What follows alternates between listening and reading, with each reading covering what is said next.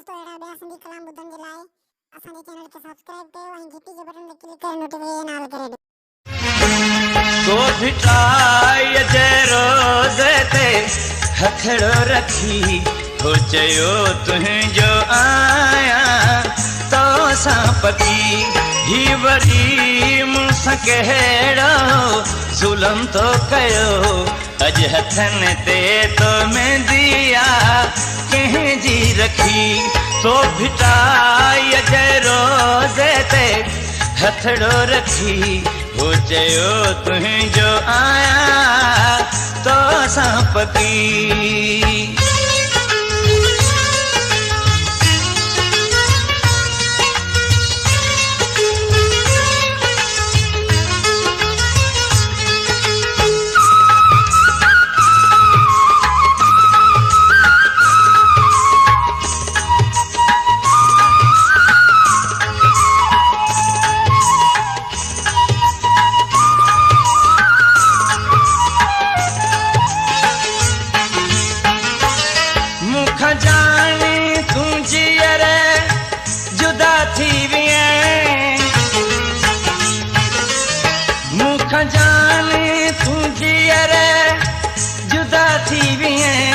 सारी जिंदगी सूरने जी सजा दई भी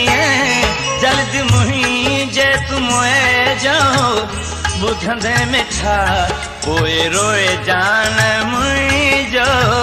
नालो वठी तो भिटाय जे रोज़े ते हथड़ो रखी हो चयो तुंहिंजो आया तो सां पकी ही वरी मूंसां कहिड़ो ज़ुल्म तो कयो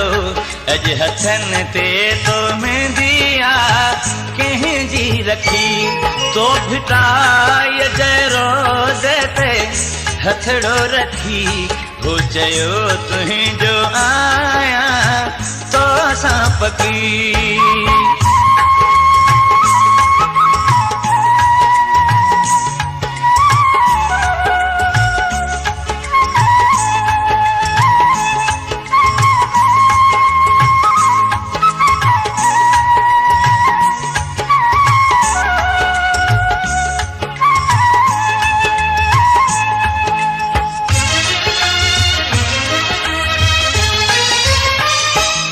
हाण कहिड़ा जिया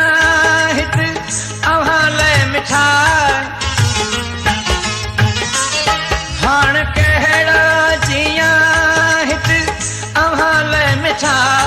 तो वसाया आंगण गैरा जा बेवफा न की हूं दुश्मन ॾिसंदुसि इहे ॾींहं मिठा मां मरियो पियो वञा पियो ज़हर दी वठी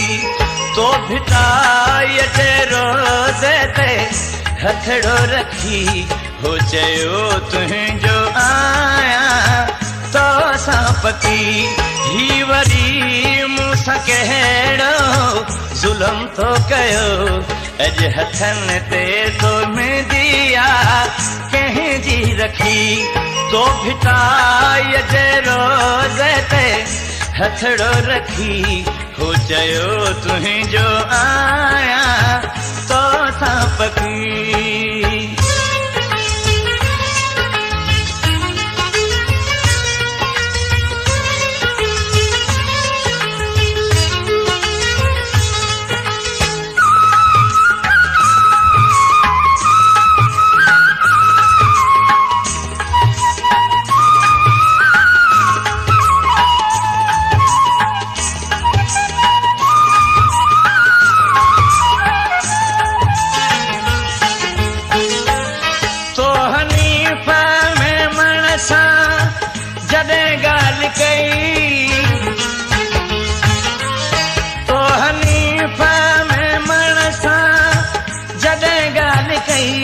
सच त पैरन है ठान निकरी